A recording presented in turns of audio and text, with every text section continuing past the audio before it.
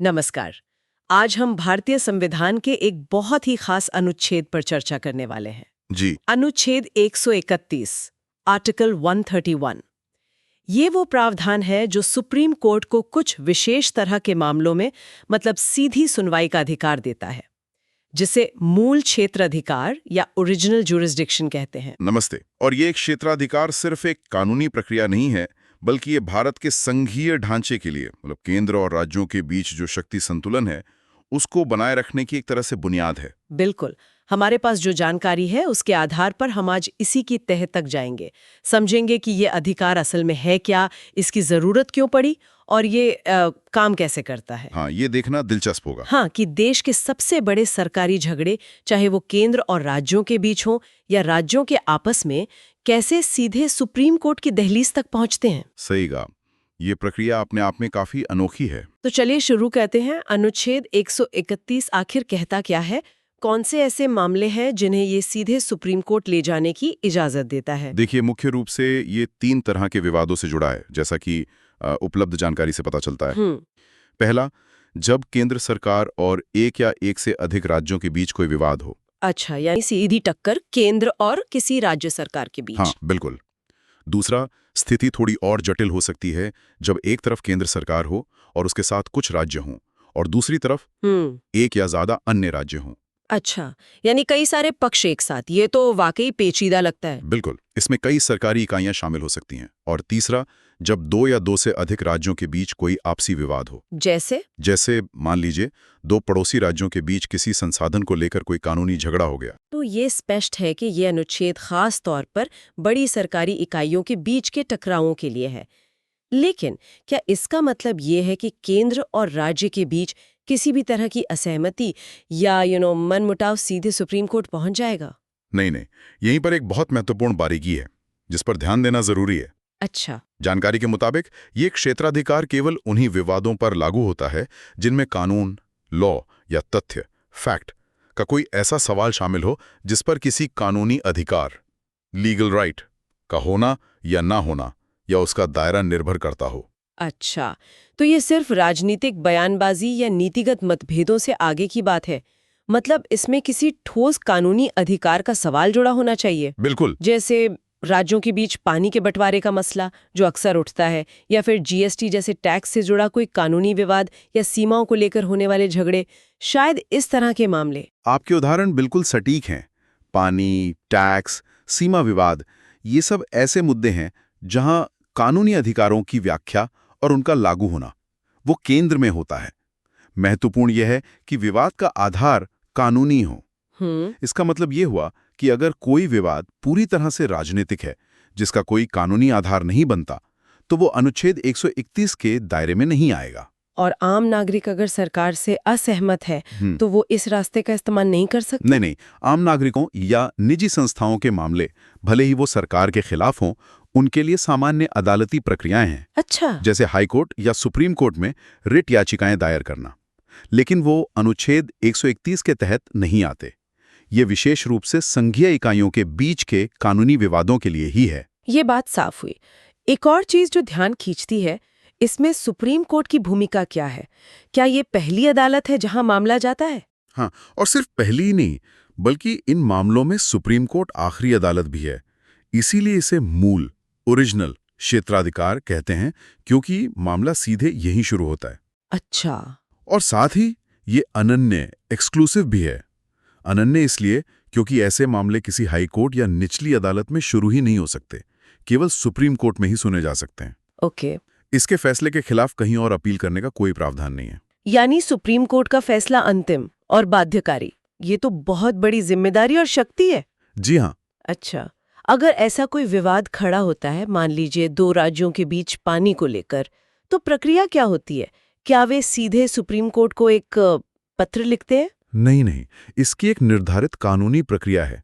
जैसा कि जानकारी से पता चलता है, मामला अनुच्छेद 131 के तहत एक औपचारिक याचिका, पिटीशन के रूप में दायर किया जाता है। पिटीशन? हाँ, इसे आप एक तरह की कानूनी अर्जी समझ सकते हैं, जिसमें विवाद का पूरा विवरण, शामिल कानूनी प्रश्न और क्या राहत मांगी जा रही है, इसका स्पष्ट उल्लेख होता है। और फिर इस याचिका पर सुनवाई कैसे आगे बढ़ती है? देखिए, इन मामलों की गंभीरता और इनके संवैधानिक महत्व को देखते हुए आमतौर पर इनकी सुनवाई सुप्रीम कोर्ट की एक संवैधानिक पीठ, कॉन्स्टिट्यूशनल बेंच करती है। संवैधानिक पीठ? जी, संवैधानिक पीठ में सामान्यतः 5 या उससे अधिक न्यायाधीश होते हैं जो मामले के संवैधानिक और कानूनी पहलुओं पर गहराई से विचार करते हैं। 5 जजों की बेंच, इससे मामले की गंभीरता का अंदाजा लगता है। अब यहाँ एक सवाल उठता है कि आखिर संविधान बनाते समय इस तरह के खास प्रावधान की जरूरत क्यों महसूस हुई? क्या हमारे संविधान निर्माता ये अनुमान लगा रहे थे कि आजाद भारत में केंद्र और राज्यों या राज्यों के बीच इस तरह के कानूनी झगड़े होंगे? हाँ, वे इस संभावना से भलीभांति वाकिफ थे। बिल्कुल। सच में। हमारे पास जो दस्तावेज हैं वो बताते हैं कि संविधान सभा में इस पर काफी गहन चर्चा हुई थी। खास तौर पर डॉक्टर बाबा साहब अम्बेडकर ने इस प्रावधान की पुरजोर वकालत की थी। अच्छा। उनका मानना था कि भारत जैसे विशाल और विविधता वाले देश में जहां शक्तियों का स्पष्ट बंटवारा केंद्र और राज्यों के बीच किया गया है, वहां उनके बीच कानूनी विवाद उत्पन्न होना वो स्वाभाविक है। ये तो जबरदस्त दूरदर्शिता थी। उन्होंने सिर्फ समस्या का अनुमान ही नहीं लगाया, बल्कि समाधान भी सोचा। बिल्कुल। डॉक्टर अंबेडकर का तर्क था, जैसा कि हमें पता चलता है, कि ऐसे उच्च स्तरीय विवादों के निपटारे के लिए एक मजबूत, निष्पक्ष और त्वरित व्यवस्था होनी चाहिए।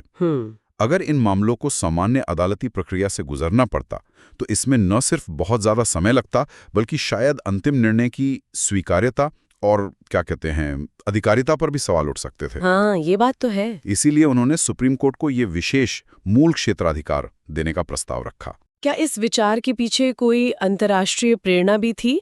मतलब कहीं और से भी लिया गया था ये आइडिया? हाँ, जानकारी के अनुसार अमेरिकी संविधान में भी वहां की सुप्रीम कोर्ट के पास इसी तरह के संघीय विवादों को सुनने का मूल क्षेत्राधिकार है। अच्छा, अमेरिका में भी है ऐसा? जी, भारत के संविधान निर्माताओं ने उस मॉडल से प्रेरणा ली, लेकिन उसे भारतीय परिस्थितियों के अनुरूप ढाला।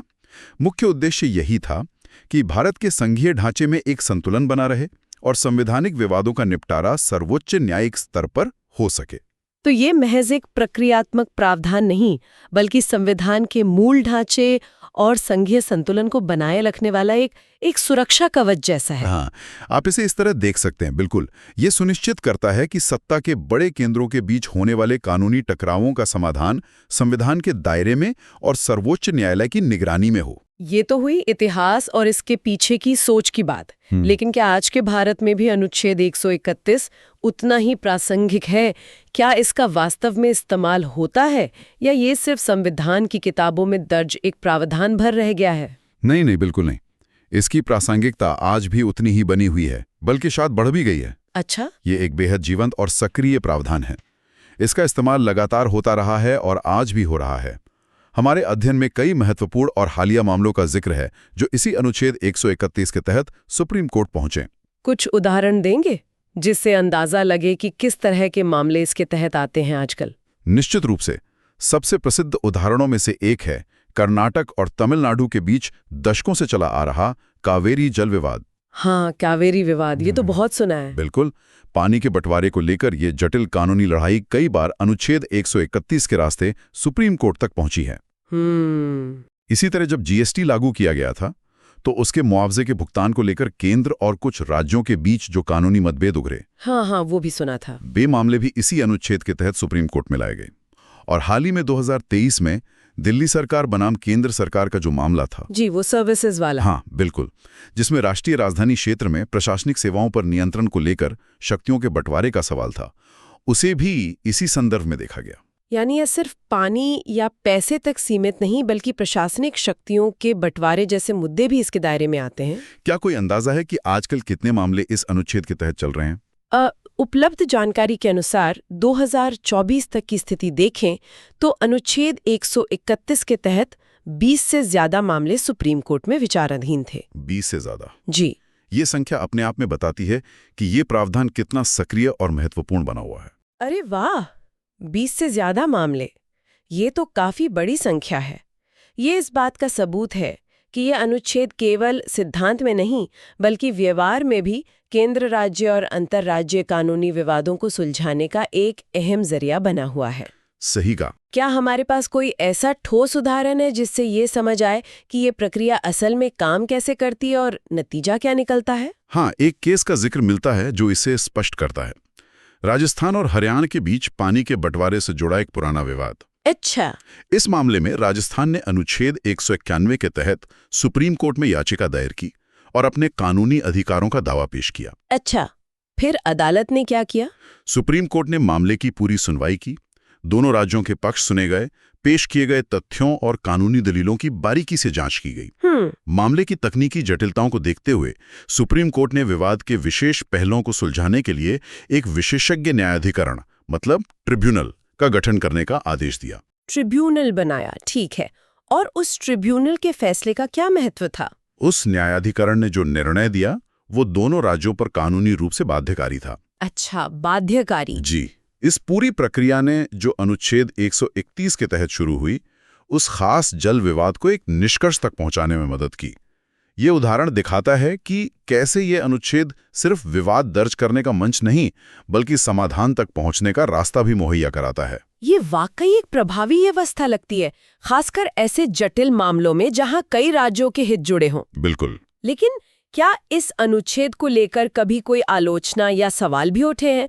क्या कभी इस पर बहस हुई है कि ये राज्यों के अधिकारों के लिहाज से कैसा है? हाँ, इस पहलू पर भी चर्चा होती रही है।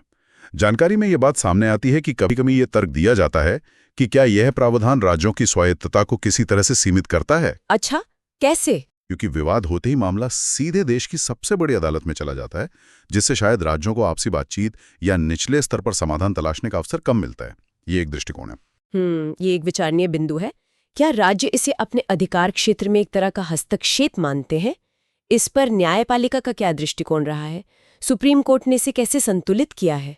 देखिए, सुप्रीम कोर्ट ने अपने विभिन्न फैसलों में लगातार इस बात पर जोर दिया है कि अनुच्छेद 131 का उद्देश्य राज्यों को कमजोर करना है, उनकी स्वायत्तता छीनना नहीं है। अच्छा। बल्कि कोर्ट इसे संघीय संतुलन बनाए रखने के लिए एक अनिवार्य संवैधानिक उपकरण मानता है। संतुलन के लिए? जी, इसका मकसद ये सुनिश्चित करना है कि इतने ऊंचे स्तर के और अक्सर राजनीतिक रूप से संवेदनशील कानूनी विवादों का निपटारा देश की सर्वोच्च न्यायिक संस्था द्वारा निष्पक्षता से और कानून के शासन के सिद्धांतों के अनुसार हो। तो सुप्रीम कोर्ट का मानना है कि ये संतुलन साधने वाला प्रावधान है, ना कि किसी एक पक्ष को शक्तिशाली या कमजोर बनाने वाला। बिल्कुल। न्यायपालिका के दृष्टिकोण यही रहा है कि ये प्रावधान संविधान की सर्वोच्चता को बनाए रखने में मदद करता है। ये एक तरह से गारंटी देता है कि केंद्र और राज्य दोनों अपने अपने संवैधानिक दायरों में रहकर काम करें, और अगर उनके बीच कोई कानूनी विवाद उत्पन्न होता है तो उसका एक अंतिम, आधिकारिक और सर्वमान्य समाधान मिल सके।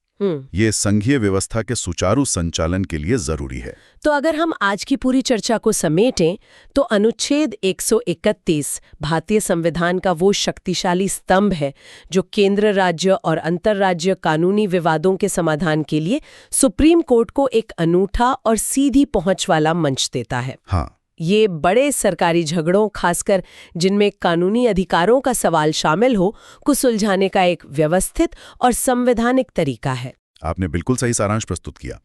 ये अनुच्छेद हमारे संविधान निर्माताओं की उस गहरी समझ और दूरदर्शिता का प्रमाण है जिन्होंने भविष्य में उत्पन्न होने वाले ऐसे जटिल विवादों की पहले ही कल्पना कर ली थी। सही बात है। और सिर्फ कल्पना ही नहीं की, बल्कि उनके शांतिपूर्ण, निष्पक्ष और आधिकारिक समाधान के लिए एक स्पष्ट और प्रभावी तंत्र भी स्थापित कर दिया। हमारे संघीय ढांचे की स्थिरता और स्वास्थ्य के लिए इसका महत्व निर्विवाद है। सचमुच संविधान की ये परतें खोलना हमेशा ज्ञानवर्धक होता है। अच्छा, जाते जाते एक सवाल मन में आता है जिस पर शायद आगे सोचा जा सकता है। जी। अनुच्छेद 131 जिस तरह के उच्च स्तरीय संघीय विवादों को संबोधित करता है, क्या उनके समाधान के लिए सुप्रीम कोर्ट के मौजूदा तंत्र के अलावा कोई और वैकल्पिक व्यवस्था भी हो सकती है? ये एक अच्छा सवाल है। शायद कोई ऐसी प्रक्रिया जो कम औपचारिक हो या जिसमें और ज्यादा विशेषज्ञता शामिल हो, या फिर क्या देश की सर्वोच्च अदालत का अंतिम मध्यस्थ होना ही ऐसे मामलों के लिए सबसे उपयुक्त है, क्योंकि ये उन्हें एक खास तरह की वैधता और अंतिम रूप देता है? हाँ, ये विचार करने वाला मुद्दा है। ये एक ऐसा प्रश्न है जिस पर भविष्य में और विचार किया जा सकता है।